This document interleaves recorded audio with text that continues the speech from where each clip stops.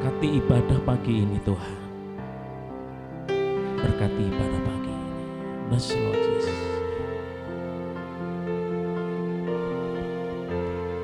Saat ku menyembahmu, Rohmu bekerja.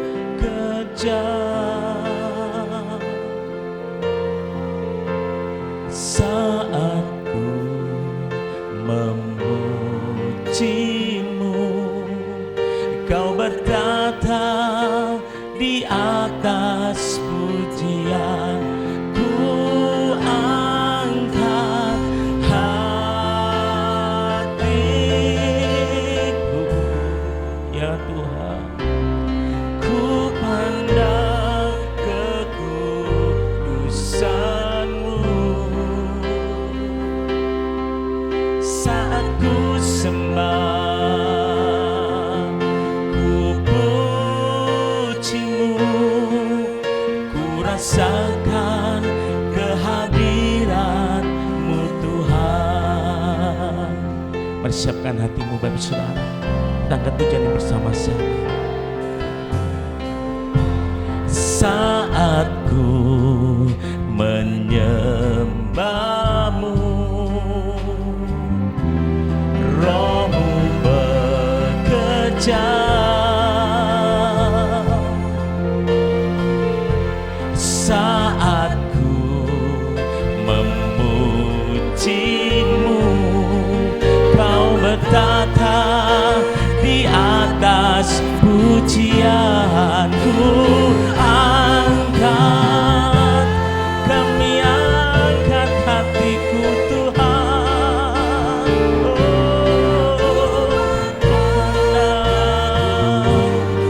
Kekudusan-Mu. Saat ku sembah, ku pujimu, ku rasakan kehadiran-Mu Tuhan. Ku angkat hatiku,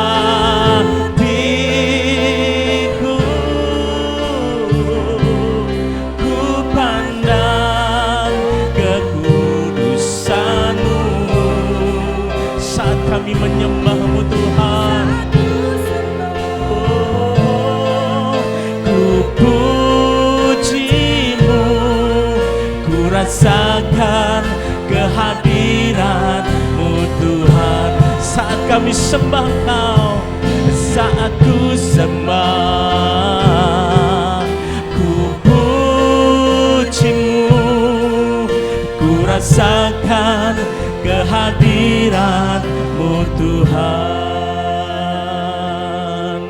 Kami menyembah, biarlah Engkau bertata di atas pujian umat-Mu. Bawa hati kami kepada-Mu Tuhan pagi ini. Saat kami menyembah, biar Roh-Mu bekerja dalam setiap kami.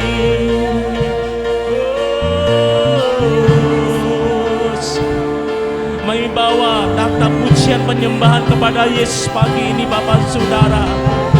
Karena Dia Allah yang cemburuan, Dia Allah yang senang dipuji, dikasihi oleh umat-Nya. Bahkan kita hanya menyembah, bahkan kita hanya memuji, bermazmur bagi Dia. Sigilaramo, Ilaralamaya, Shakalaramaya, Ramaya, Oh Lamama Shakarararam, Kilaramaya. Hanya Yesus, hanya Yesus, Kaulah segalanya bagi kami Tuhan. Kaulah segalanya bagi kami Yesus. Oh Lamaya Ramasakara.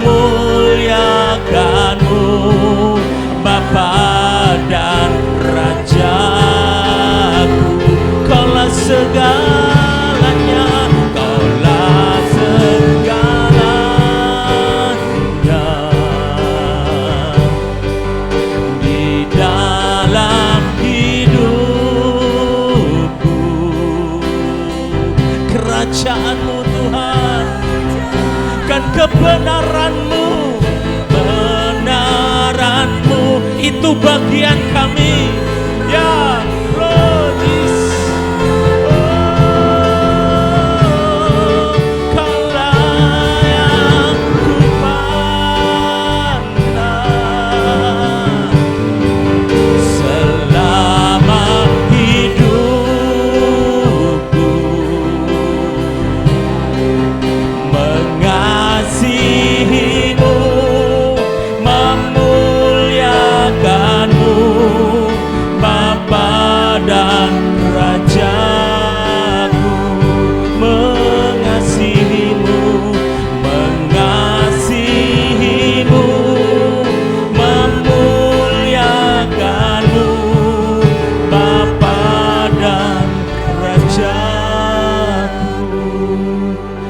Kami hanya bersyukur dan memuji dan memuji dan memuji dan memujinya.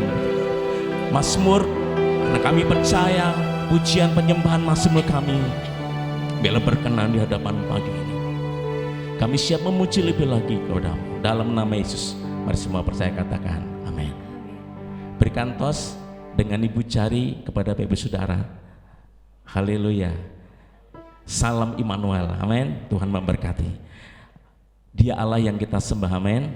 Dialah Allah mana yang besar seperti Allah kita disembah.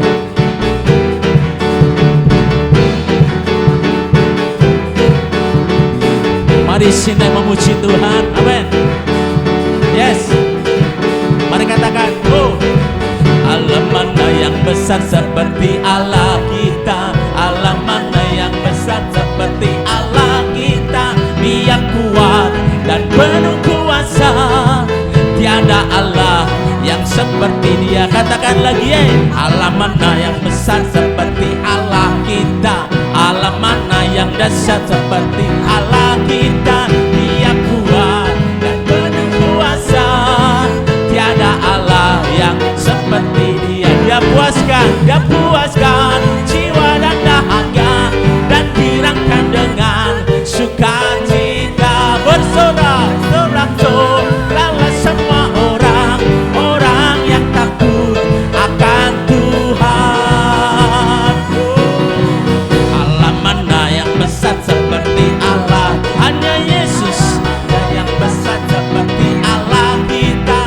Dia kuat dan penuh kuasa. Tiada Allah yang seperti Dia. Dia puaskan jiwa yang dahaga, dan girangkan dengan sukacita. Bersorak-soraklah semua orang yang takut akan Tuhan. Dia puaskan jiwa dan dahaga, dan girangkan dengan sukacita. Bersorak-sorak semua orang akan takut akan Tuhan. Katakan Hosana, kata lagi Hosana, haleluya. Oh amin, haleluya. Kalau Roh Allah diam di dalam hidup kita, tanda orang bersuka cita harus tertawa, amin. Bila kita tahu di dalam Tuhan, haleluya. Bila Roh Allah ada di dalamku, bukan menari seperti dat menari. Bila Roh Allah ada, bukan menari, yes menari, bukan menari, bukan menari, bukan menari seperti dat menari, yes, bukan menari, bukan menari, bukan menari seperti dat menari. Katakan, bila Roh Allah ada di dalamku, bukan menari.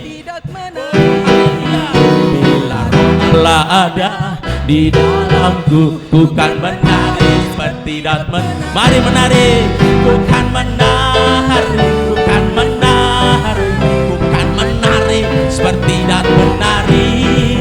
Bukan menari, bukan menari, bukan menari seperti dat.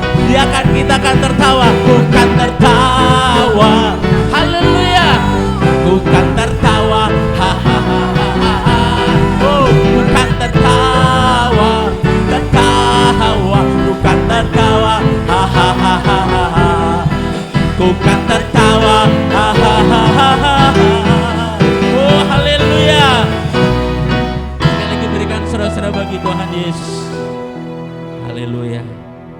Silakan duduk dulu Bapak Saudara. Sebentar kita mau dengar firman Tuhan. Siapkan hatimu.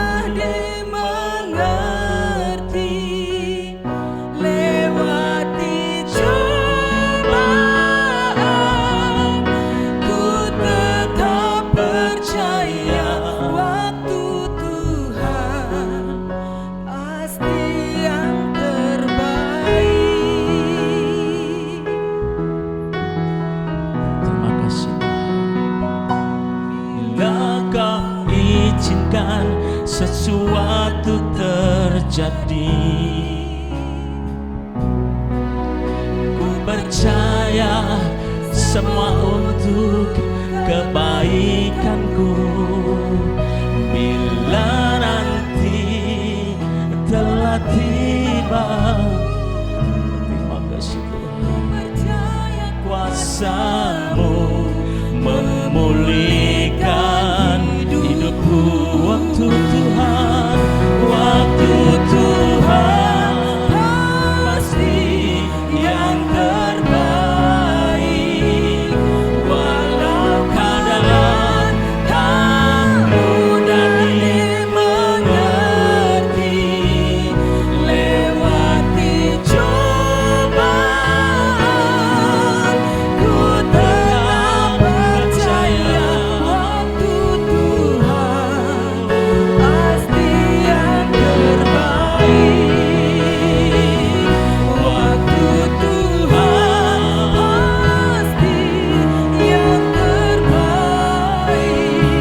Walau keadaan tak mudah dimengerti, lewati cobaan,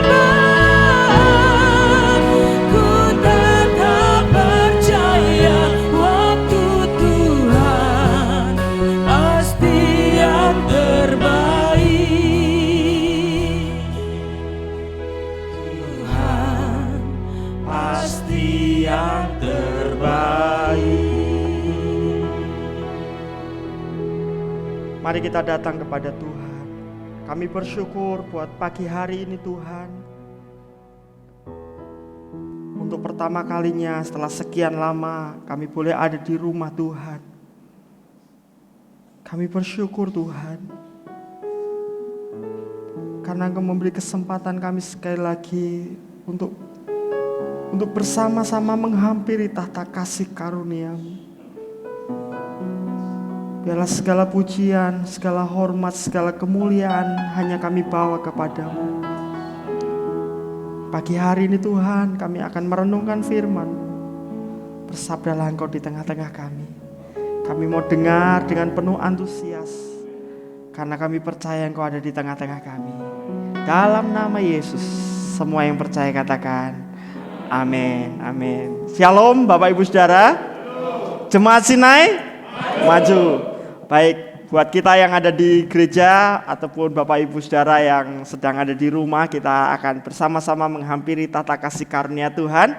Tema firman Tuhan pada hari ini adalah mempersiapkan kekekalan. Mempersiapkan kekekalan.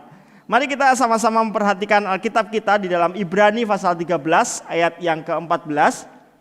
Kita akan membaca bersama-sama Ibrani 13 ayat 14, 2, 3. Sebab di sini kita tidak mempunyai tempat tinggal yang tetap. kita mencari kota yang akan datang. Amin. Bapak Ibu Saudara yang dikasihi Tuhan, firman Tuhan mengingatkan kita bahwa dunia bukanlah tempat tinggal kita yang permanen. Hari-hari ini, beberapa bulan terakhir, pandemi COVID-19 telah dipakai Tuhan untuk menyadarkan kita, untuk mengingatkan kita betapa rapuhnya dunia dengan segala isinya. Untuk pertama kalinya sebuah pandemi yang tidak hanya menyerang kelompok-kelompok tertentu, tetapi seluruh dunia mengalaminya. Baik level atas, para pemimpin, pejabat-pejabat tinggi, sampai rakyat biasa bisa saja mengalaminya. Semua mengalami dampaknya. Entah itu dampak kesehatan ataupun dampak ekonomi. Apa yang selama ini dibangun begitu baik, tiba-tiba runtuh hanya dalam waktu 3 bulan belakangan ini. Ini menjelaskan, ini menegaskan kepada kita bahwa dunia yang kita tempati ini begitu rapuh. Oleh sebab itu sebagai orang-orang percaya jangan sampai kita gagal fokus. Bila di dunia ini kita hanya fokus bertahan hidup saja. Bertahan bagaimana untuk tetap sehat, bertahan untuk tetap punya ekonomi yang baik, kita akan menjadi frustrasi karena kita menjadi lelah tanpa arah. Sebaliknya ketika kita hanya fokus membangun kejayaan saja di muka bumi ini, membangun prestis, membangun tahta, membangun harta, kita seperti membangun kerajaan pasir di tepi pantai. Satu waktu ombak datang, semuanya akan hancur. Kita menjadi kecewa dan berujung pada penyesalan yang kekal. Hidup hanya sekali di dunia ini, jangan gagal fokus. Lalu apa yang Alkitab ajarkan kepada kita? Alkitab mengatakan kita harus mencari. Jadi selama di dunia ini kita sedang mencari kota yang akan datang. Kata mencari di dalam bahasa aslinya menggunakan istilah epizeteo. Itu sebenarnya menunjuk kepada mendambakan dengan penuh gairah, mendambakan dengan penuh semangat secara konsisten. Ini bukan berarti bahwa kita belum mendapatkannya. Kita sudah mendapat jaminan itu di dalam Kristus Yesus. Tetapi yang dimaksud Alkitab adalah firman Tuhan mengingatkan agar kita tidak kehilangan fokus.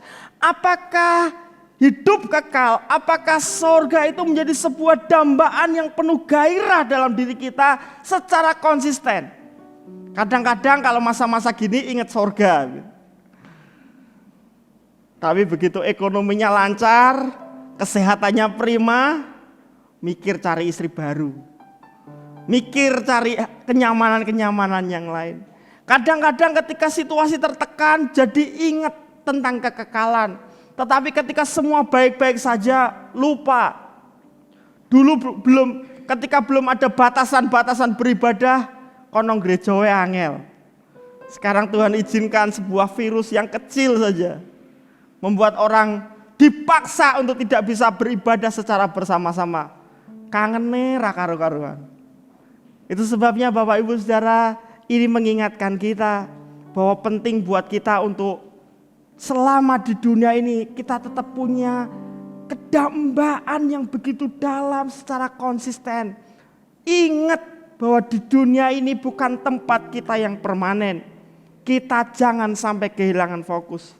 Nah, bagaimana cara hidup kita selama ada di dunia ini? Secara sederhana, jangan sampai hati kita melekat kepada dunia ini. Kita boleh tinggal di dunia, tetapi hati kita tidak boleh melekat dengan dunia. Tapi kita tetap tertuju kepada kota abadi yang disediakan Tuhan. Satu waktu Rasul Paulus mengkritik jemaat Galatia. Mereka telah memulai di dalam roh, tetapi mengakhiri di dalam daging. Awalnya mereka begitu antusias mengikut Tuhan, tetapi dalam perjalanan waktu mata hati mereka mulai dibelokkan dengan hal-hal yang sifatnya duniawi. Dulu mereka mendambakan Tuhan, dan ketika Tuhan memberkati mereka berlimpah-limpah, mereka lebih fokus kepada berkat-Nya daripada kepada Tuhan sebagai sumber berkat. Jangan sampai itu terjadi dalam hidup kita. Dulu ketika kita nggak punya apa-apa, kita mencari Tuhan. Tetapi ketika Tuhan berkati kita dengan rumah tangga yang luar biasa, Tuhan berkati kita dengan kelimpahan keuangan, Tuhan beri kesehatan yang luar biasa, kita justru kejar berkatnya, kita nggak kejar Tuhannya. Lalu kemudian kita menjadi sibuk ngurusi berkat Tuhan, sampai kita lupa mencari Tuhan. Itu yang dilakukan jemaat Galatia. Itu sebabnya Rasul Paulus menegur dengan keras, apa yang telah engkau mulai dalam roh, jangan sampai engkau akhiri dengan daging. Tapi yang kedua, ketika kita hidup di dunia ini, juga jangan sampai kita menjadi orang-orang yang semaunya, tidak peduli dengan keadaan dunia. Kita berpikir, sebentar lagi Yesus datang kedua kali, ini bukan tempat tinggalku yang kekal, ini hanya tempat sementara, jadi aku boleh sembarangan jalanin hidup. Jangan. Rasul Paulus juga menegur dengan keras jemaat Tuhan di Tesalonika, karena jemaat Tuhan di Tesalonika berpikir, ini bukan tempat tinggalku yang permanen, tempat tinggalku yang permanen di sorga. Gak mau kerja, males-malesan, hidup sembrono, gak mau memelihara lingkungan, hidupnya kacau. Mereka berpikir, rusak yo ben, ini cuma sementara, yang penting nanti aku punya sorga. No, bukan itu yang Tuhan mau. Rasul Paulus menegur dengan keras, kalau kamu gak kerja keras, kalau kamu sembrono di dunia ini, kamu akan miskin dan gak menikmati berkat Tuhan. Jadi Bapak Ibu Saudara, kita harus seimbang. Nah, kalau kita mempelajari kitab Ibrani, ada nasihat firman Tuhan bagaimana kita hidup di dunia ini sambil mempersiapkan kekekalan, sambil terus mencari kota yang abadi itu. Mari kita lanjutkan ayat yang ke-15. Firman Tuhan berkata, sebab itu marilah kita oleh Dia senantiasa mempersembahkan korban syukur kepada Allah, yaitu ucapan bibir yang memuliakan namanya.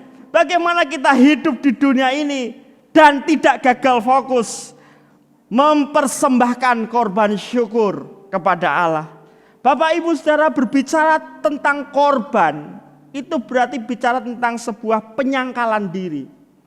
Korban itu tidak pernah menyenangkan. Korban itu selalu ada yang menyakitkan dalam diri kita. Tetapi ini yang Tuhan mau. Tuhan ingin kita memberikan korban. Bukan sesuatu yang mudah.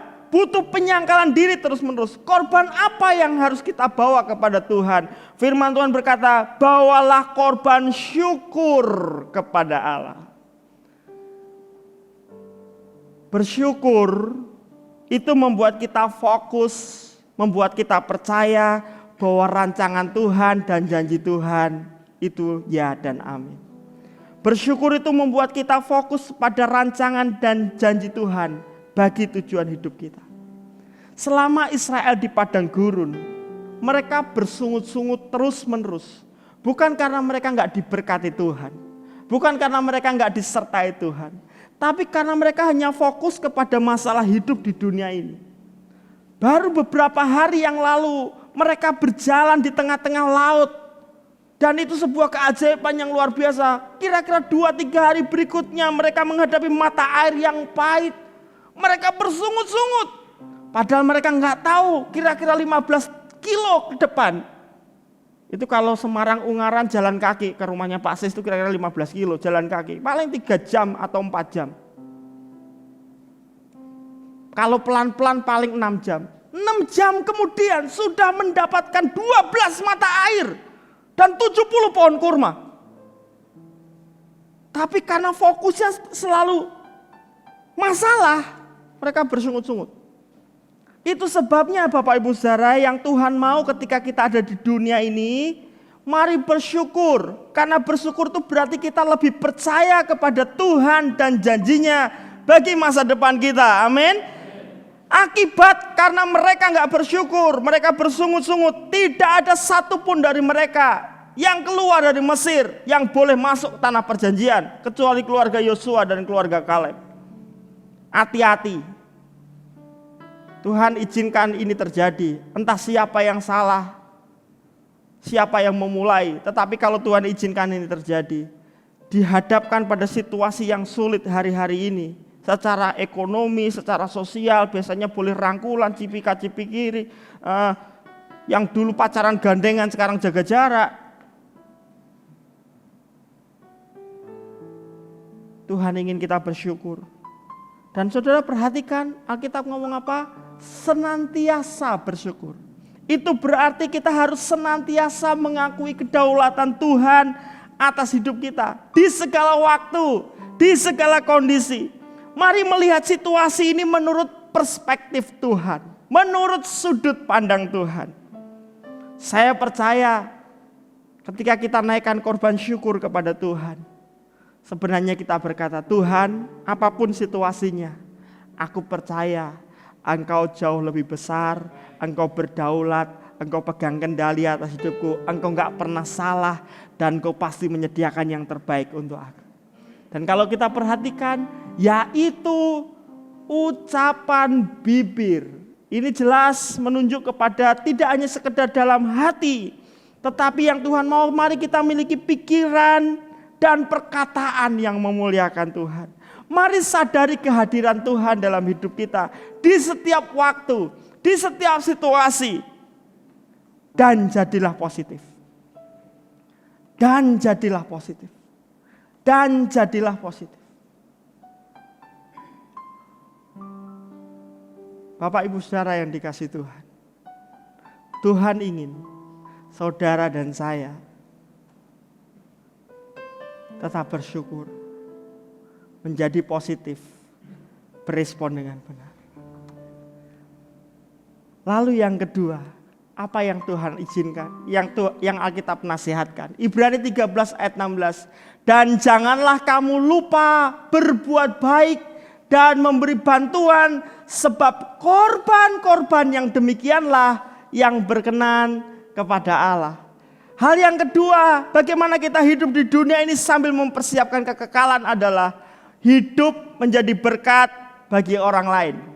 Hidup menjadi berkat bagi sesama. Musuh Tuhan itu keegoisan. Egolah yang membuat manusia ingin menjadi seperti Tuhan.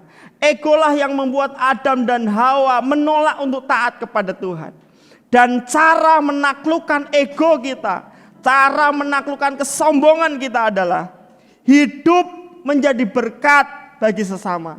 Sesungguhnya inilah gaya hidup Tuhan, yaitu Tuhan selalu berkemurahan kepada orang lain.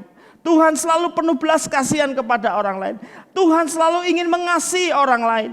Dan Tuhan ingin kita juga punya sikap yang sama. Lawan dari hidup egois adalah hidup bagi orang lain. Nasihat yang jelas adalah berbuat baik. Kata berbuat baik, saudara, itu menunjuk kepada kemurahan hati yang dipraktekkan. Saudara, tahun ini kita percaya menjadi tahun kemurahan Tuhan bagi kita. Saudara tahu arti kemurahan? Kemurahan itu adalah sebuah pemberian di saat orang itu enggak layak menerimanya. Kemurahan. Nah, Tuhan ingin kita enggak cuma mengalami kemurahan Tuhan, tapi Tuhan ingin kita berkemurahan. Hati kita itu murah, Bapak Ibu. Kalau hati kita murah, maka hati kita itu selalu ada tempat bagi orang lain. Hati kita itu enggak mudah terluka. Hati kita itu enggak mudah sakit hati. Inilah keunggulan orang-orang di dalam Tuhan sebenarnya. Kalau ngomong memberi, banyak orang bisa memberi. Tetapi yang menjadi kekuatan kita adalah ketika pemberian kita tidak direspon baik. Ketika pemberian kita disalah mengerti. Ketika pemberian kita disalahgunakan. Ketika kasih kita justru dipecundangi oleh orang lain. Masihkah kita punya hati yang murah seperti Yesus yang tetap mati di kayu salib bagi saudara dan saya, sekalipun kita terbukti memberontak dan melawan Allah. Bahkan jauh sebelum kita mengenal Allah, Allah sudah memberikan nyawanya buat saudara dan saya. Itulah kemurahan hati. Dan bicara kemurahan hati, berbuat baik di sini adalah kemurahan hati yang diwujud nyatakan. Jadi nggak cuma punya hati yang aku baik sama orang, tapi harus dibuktikan. Dan yang kedua, dan memberi bantuan. Saudara tahu kata memberi bantuan ini ternyata di dalam bahasa aslinya menggunakan istilah koinonia. Seringkali kata koinonia itu sebenarnya arti dasarnya adalah persekutuan. Saya nggak tahu kenapa LAI menjelaskan dengan kata memberi bantuan. Karena di dalam koinonia itu memang ada saling membantu, betul. Tetapi yang paling mendasar sebenarnya adalah saling terhubung, persekutuan. Nah ini bedanya koinonia, persekutuan gereja Tuhan dengan kumpulan yang lain.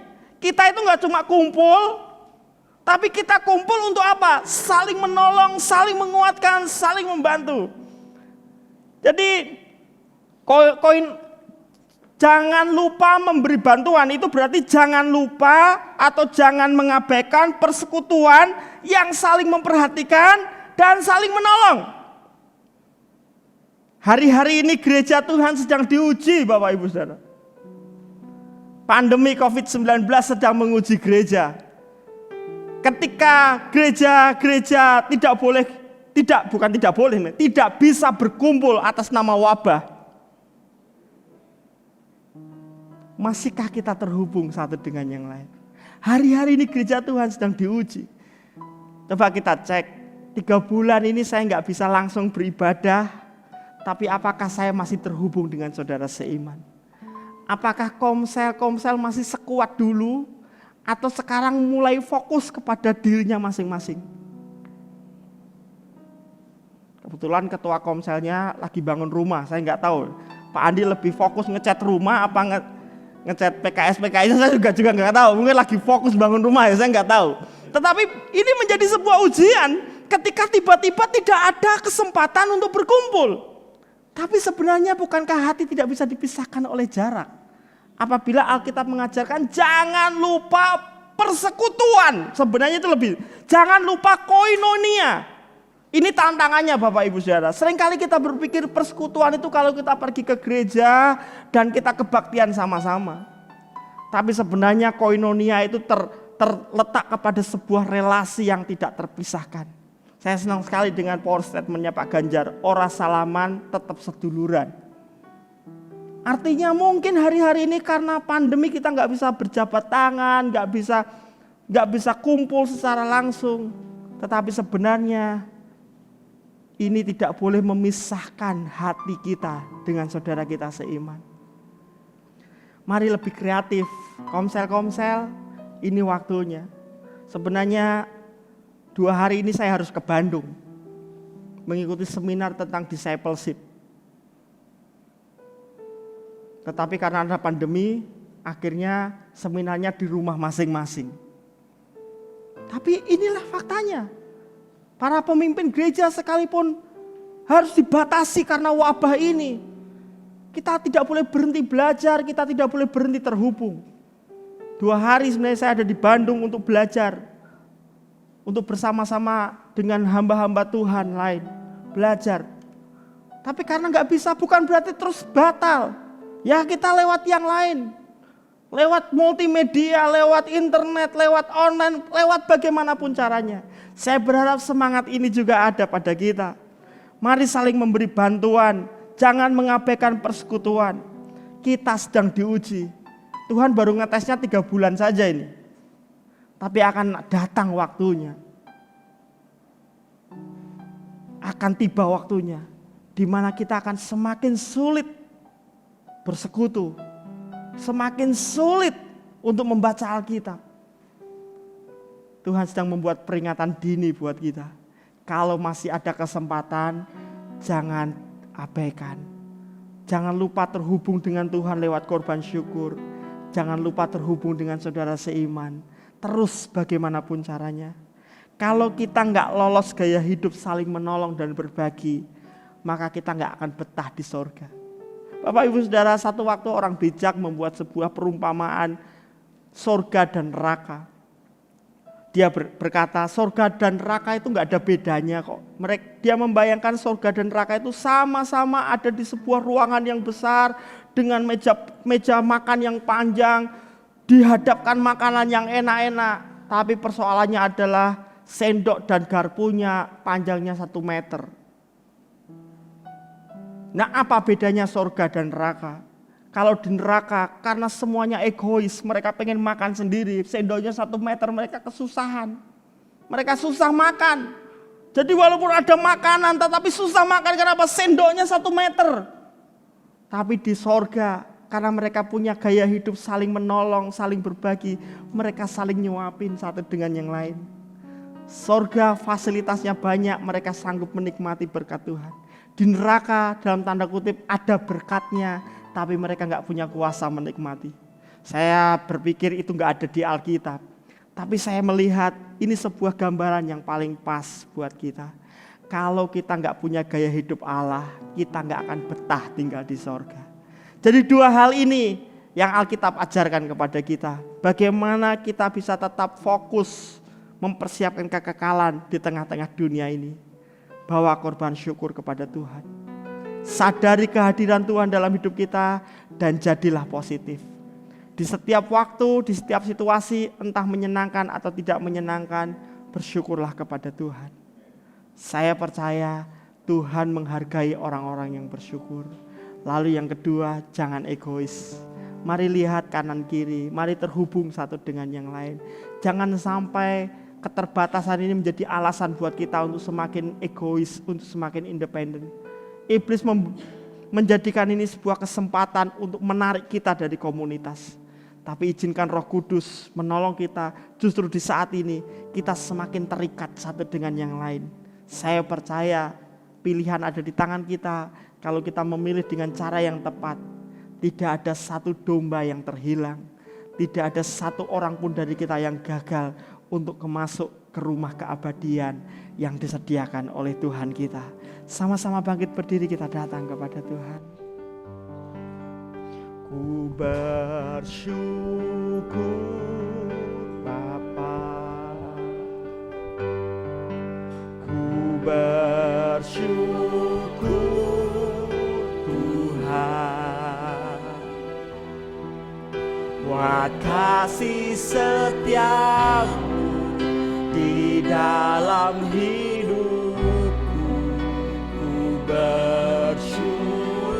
Ku bersyukur Bapa, oh, ku bersyukur Bapa,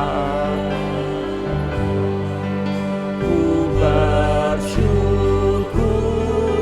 Tuhan, buat kasih setiamu di dalam hidupku. Ku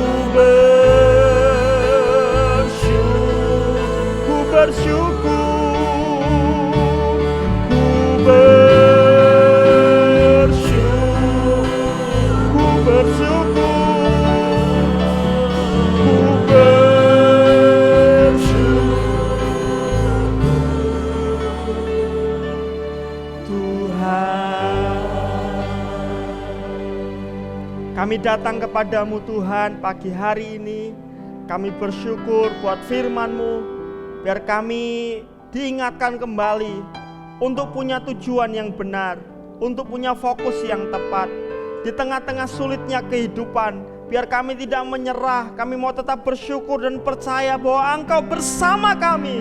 Bahwa kemenangan berkat Tuhan tersedia bagi kami. Bahwa kemurahan-Mu lebih dari hidup kami.